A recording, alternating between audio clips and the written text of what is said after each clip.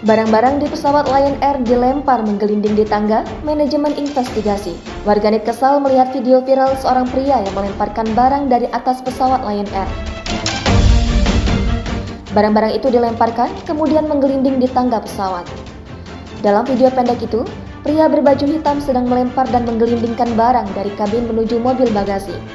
Corporate Communication Strategist of Lion Air Group, Danang Mandala Prihantoro buka suara perihal video viral diduga seorang petugas yang menggelindingkan barang melalui tangga di pesawat Lion Air.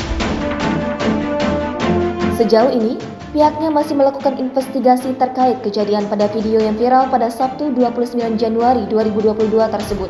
Masih belum diketahui apakah barang yang digelindingkan oleh diduga petugas itu merupakan barang milik penumpang atau bukan.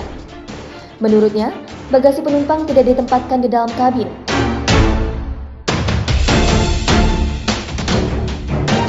Pengaturan dan penempatan bagasi penumpang berada di bagian bawah pesawat.